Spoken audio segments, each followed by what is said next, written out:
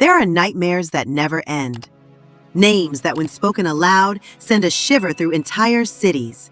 And in the annals of British criminal history, no name strikes fear quite like Jack the Ripper.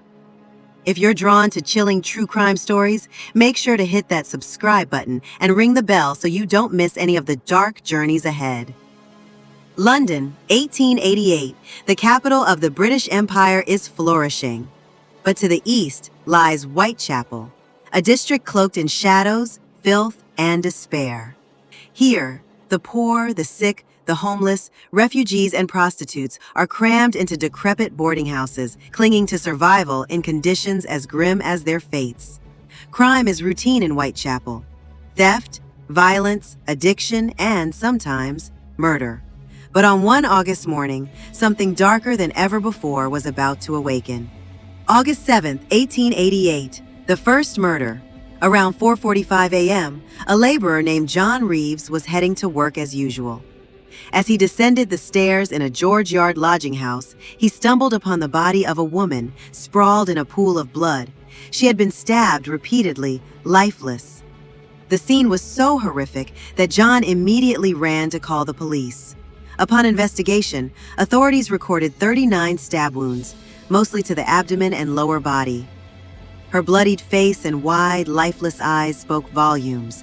She was identified as Martha Tabram, 39, of George Street.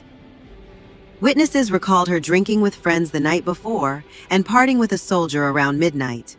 No one knew what happened afterward. Her time of death was estimated between 2 and 3:30 a.m. No one had heard screams. No signs of struggle. No witnesses. The killer struck fast, with precision and brutal force.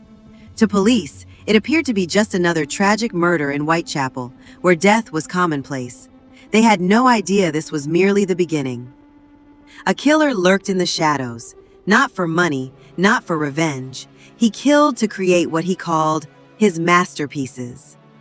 Jack the Ripper hadn't been named yet, but soon the world would know the face of a monster wearing human skin. Whitechapel, September 1888. Just over 3 weeks after Martha Tabram's death, blood was spilled again in the damp, narrow streets of East London. This time, no one doubted it. A serial killer was on the loose. August 31st, 1888. Mary Ann Nichols, 43, a prostitute, was found on Bucks Row, now Durward Street. Her throat was slit and her abdomen sliced open. The wounds indicated a skilled hand, likely with anatomical knowledge. Yet, police still didn't connect this with Tabram's murder. The horrifying murders and the birth of the name Jack the Ripper. September 8, 1888. The body of Annie Chapman, 47, another sex worker, was discovered in a backyard on Hanbury Street. Her throat was severed, her abdomen gutted, and her uterus removed. No one heard a sound, though the killer had acted mere feet from nearby residents. Witnesses reported seeing Annie with a man with gentlemanly features, dark hair, and a dark coat before the murder. But his identity remained unknown. 2 brutal killings, same area, same victim profile, same horrific mutilations. Panic began to swell in London. The press fed that panic, flooding Whitechapel to document every gory detail. The image of a sadistic serial killer began to take form, one England had never seen before. Then, a strange letter arrived at the Central News Agency, dated September 25, 1888, signed Jack the Ripper. I hate whores. I will keep ripping them until I get caught. My knife is so nice and sharp. At first, the letter was dismissed as a hoax. But then came September 30th, a night of horror. 2 more women were murdered within less than an hour. Elizabeth Stride was found with her throat slit but no abdominal mutilation. Perhaps the killer had been interrupted. Catherine Eddowes, found just 45 minutes later in Mitre Square, had her throat slashed, abdomen ripped open, intestines draped over her shoulder, and her kidney and uterus missing. The next letter confirmed it. Jack the Ripper had killed both women that night and threatened to continue. The police now believed the killer was truly communicating. The name Jack the Ripper was born. and the night no longer offered safety in Whitechapel. Letters of madness and fear in the dark. After the first letter signed Jack the Ripper, the entire country spiraled into hysteria. Whitechapel was paralyzed by fear. The police were criticized, and the press thrived on every gruesome headline. October 1st, 1888. A postcard titled "Saucy Jackie" reached the Central News Agency. The writer claimed responsibility for both murders and mocked police for chasing him in vain. Scotland Yard grew desperate. Dozens of detectives were deployed. Undercover officers flooded Whitechapel. Rewards were posted. But the killer, if he truly wrote the letters, was playing a game of cat and mouse. Then, on October 16, 1888, a small package arrived at the Whitechapel Vigilance Committee. Inside, half a human kidney, preserved in alcohol, with a mocking note.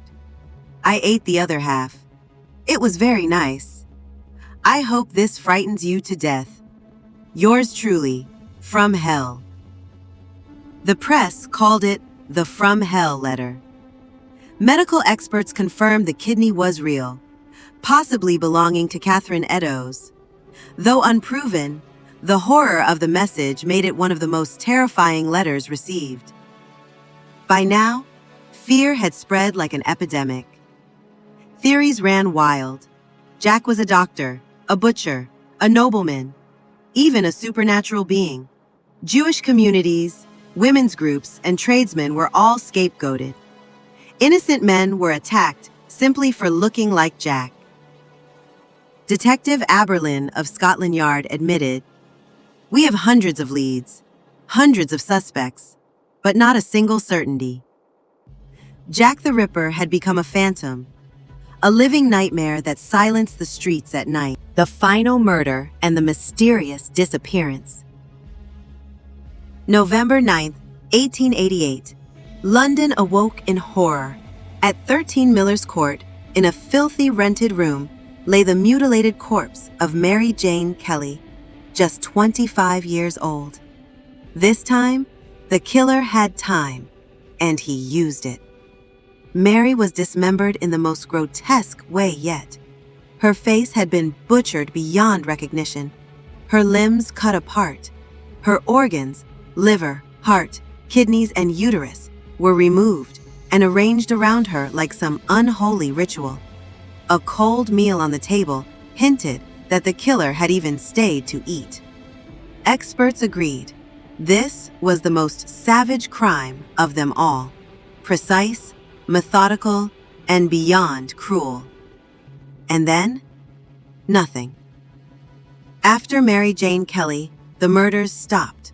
No more letters, no more victims, no trace. Why did he stop? Some say he was jailed for another crime. Others believe he died or fled the country.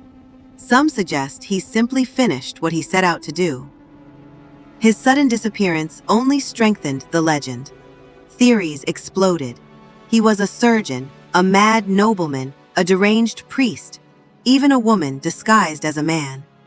Scotland Yard investigated over 300 suspects.